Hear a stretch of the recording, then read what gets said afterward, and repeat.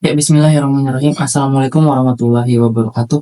Di video kali ini, gue akan ngebahas sesuatu yang mungkin relate dengan kita sebagai para pekerja, sebagai orang yang berinteraksi dengan orang lain gitu. Mungkin orang-orang yang akan kita bahas di video ini sangat-sangat tersebar luas, dan kita nggak bisa ngindarin gitu kok bertemu dengan orang-orang seperti ini. Nah, kita akan ngebahas gimana caranya kita mengatasi bertemu atau berhadapan dengan orang-orang NPD, Narcissistic Personality Disorder. Sekarang kita mulai dari apa sih NPD itu? Nah, NPD itu sebenarnya ada gangguan terhadap penderitanya yang penderitanya itu mengalami atau merasakan rasa superioritas yang berlebihan, terus rasa kebutuhan akan kekaguman dan empati atau nggak punya empati terhadap orang lain gitu. Ada mungkin empati ya fake empati aja gitu untuk mendapatkan kepercayaan. Orang-orang dengan gejala NPD ini seringkali itu kayak haus banget akan perhatian gitu, mencari perhatian terus, anti terhadap kritik dan misalnya kalau misalnya dia sebagai pemimpin gitu, ketika apa ada orang yang nggak dengerin dia, itu dia akan sangat irritating sekali tuh, sangat sangat teriritasi sekali gitu. Terus dia cenderung untuk memanipulasi orang dengan cara apapun, biasanya dengan cara yang halus atau mirroring orang gitu, yang merasa nanti ketika orang tuh nyaman dengan dia, baru dia bisa tuh melakukan apapun gitu. Dan dia punya kuasa yang luar biasa kuat. Biasanya orang-orang cerdas, biasanya pemimpin, biasanya orang-orang yang dikasih kekuasaan lebih, dikasih power lebih, yang mana nanti hasil manipulasi itu sebenarnya untuk kebutuhannya dia sendiri gitu, untuk memenuhi egonya dia sendiri gitu. Nah, dari ciri-ciri ini kita ngeliat banyak kan orang-orang kayak gini sekitar kita. Ini sangat melelahkan gitu. Masalahnya orang-orang NPD ini nggak bisa dihadapi tapi dihindarkan. Nah, bagaimana ketika kita ada di situasi yang kita nggak bisa menghindarkan orang-orang NPD ini, teman-teman? Itu adalah pertanyaan besarnya tuh. Oke, kita masuk ke ciri-cirinya ya, ciri-ciri umum yang biasanya orang NPD ini punya ciri-ciri ini. Yang pertama adalah rasa percaya diri yang berlebihan. Dia karena kecerdasannya, karena kemampuannya menyelesaikan masalah, karena posisinya mungkin, karena jabatannya, karena gajinya, karena penghasilannya, karena usahanya, dia merasa bahwa semua yang dia dapat sekarang itu karena dirinya. Rasa percaya dirinya tuh tinggi. Dengan kecerdasannya mungkin, dengan kekuasaannya, dia merasa lebih hebat dari orang lain. Dia bisa aja memandang orang lain itu nggak lebih penting dari dirinya. Jadi pusat tata surya itu dia. Nah, itu ciri-ciri yang pertama. Egonya tuh tinggi banget. Rasa percaya dirinya tinggi. Nah, ciri-ciri kedua adalah adanya rasa ingin dipuji, rasa ingin dihargai, dan rasa butuh ya, rasa ketika dia membutuhkan banget adanya penghargaan gitu. Nah, ini bisa dilihat dari orang-orang yang mungkin pemimpin kita yang akan risih banget ketika kita nggak hormat, akan risih banget ketika kita nggak menghargain dia, akan risih banget ketika kita nggak mengapresiasi apa yang dia usahakan gitu, apalagi kita mengabaikan, apalagi kita kritik, itu sangat-sangat marah, dia sangat-sangat merasa terancam gitu, akan sangat-sangat merasa tidak nyaman gitu, dan merasa kita sebagai ancaman gitu, yang respon terhadap kita itu sangat-sangat berlebihan, akan mengancam kita, akan mendiskriminasi kita, akan memberikan kita ancaman-ancaman psikologis, entah itu jabatan gak dinaikin, pangkat akan ditunda, dan lain-lain. Itu adalah ciri-ciri yang kedua dari orang-orang NPD, dan ini banyak kan teman-teman. Kurangnya empati. Nah, kebanyakan orang-orang dengan NPD ini akan sangat sulit melihat dari sudut pandang kita sebagai lawan bicaranya gitu. Ketika orang itu misalnya dia nyuruh kita untuk melakukan sesuatu, tapi sebenarnya kita punya masalah juga sehingga kita nggak bisa menyelesaikan tugas itu dengan baik. Nah, sebagai pemimpin yang bijak, harusnya kita bisa memahami apa permasalahan dari anggota kita dan kita bisa cari solusi atas itu. Tapi kalau misalnya orang itu nggak mau tahu, lu susah, lu nggak susah, yang penting tugas kelar gitu, yang penting tugas selesai. Nah, masalahnya itu yang biasa kita alami ketika kita mendapatkan pemimpin yang NPD, dan itu sangat tidak benar.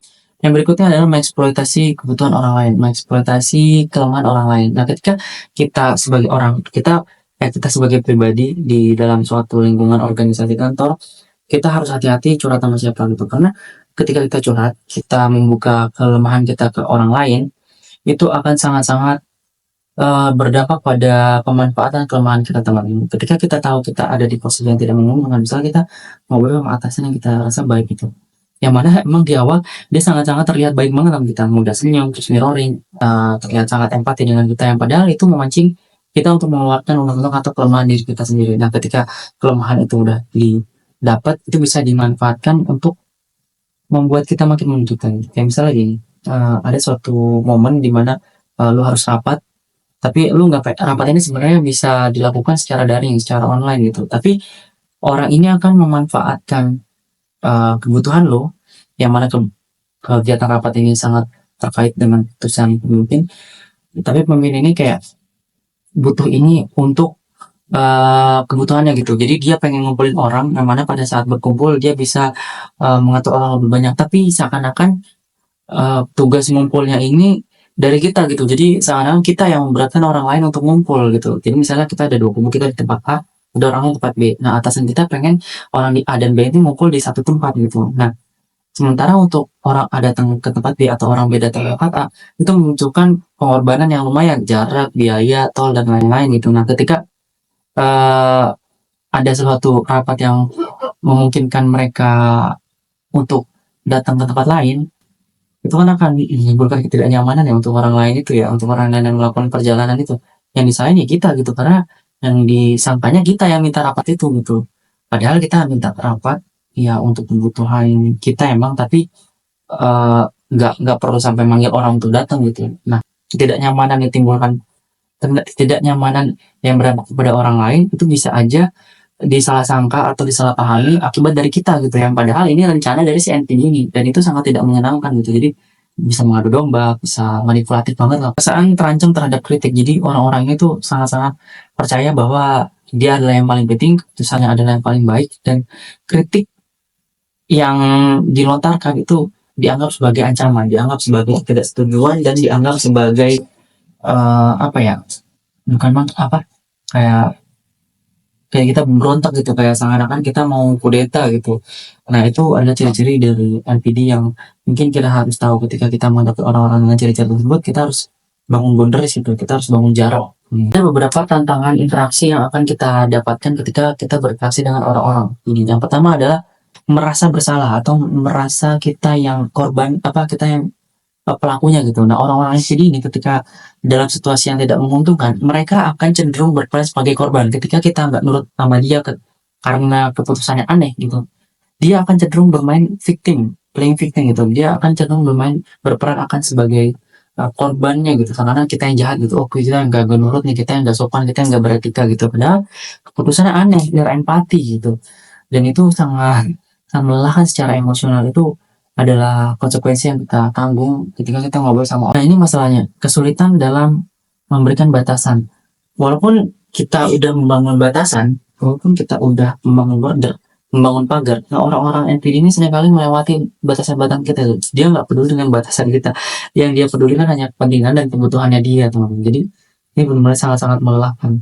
Salah satunya cara untuk menghindar mereka ya yang paling apa ya, paling efisien ya berdoa untuk dijauhkan dari orang-orang yang tidak itu sendiri, karena kayak kita nggak punya jalan keluar untuk jauh dari mereka. Nah, kesulitan berikutnya, dampak negatif untuk hasil dari interaksi kita dengan orang-orang NPD adalah kita nggak bisa ngomong jujur, kita nggak bisa ngomong apa adanya gitu, karena ketika kita jujur yang memungkinkan munculnya ketersinggungan di dia, di orang-orang NPD ini, itu akan dianggap sebagai kritik, dianggap sebagai ancaman, yang mana kita akan dianggap diposisikan sebagai orang yang memberontak, makar gitu, dan itu akan jadi nyulitin diri kita sendiri gitu. Kita nggak akan pernah bisa mendekati orang-orang NPD ini, nggak bisa akan berdamai dengan orang-orang NPD ini ketika kita udah masuk blacklistnya dia gitu. Jadi emang serba salah ngadepin orang-orang NPD ini. Oke, yang pertama, gimana caranya kita mengatasi interaksi dengan orang-orang NPD? Yang pertama adalah, walaupun membuat batasan itu akan kemungkinan besar dilanggar, tapi kita tetap harus membuat batasan, kita harus tetap membuat border, kita harus membuat prinsip-prinsip yang nggak bisa dilanggar gitu, dan kita harus tegas terhadap prinsip kita gitu.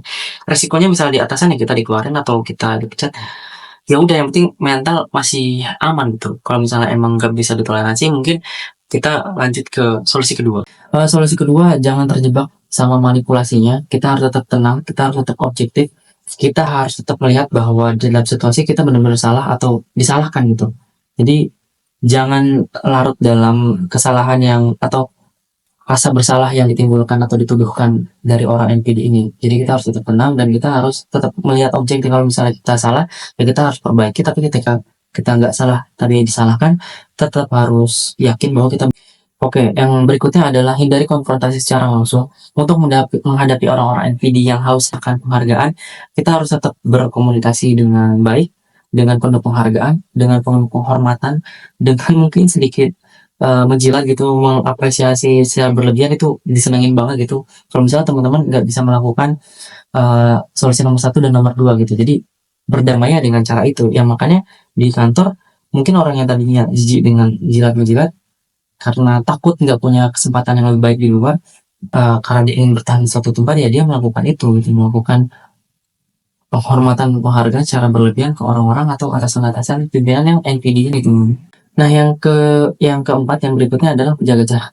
Itu adalah cara yang paling efektif dan efisien gitu ketika kita tahu pimpinan kita NPD, sebisa mungkin semaksimal mungkin kita jaga jarak, kita batasi atau minimalisir interaksi dengan dia gitu. Itu akan membuat mental kita akan lebih terjaga. Nah yang terakhir, jangan lupa ketika kita menjadi korban dari NPD, ini akan berdampak banget ke mental kita dan hal-hal negatif ini akan kita bawa ke rumah.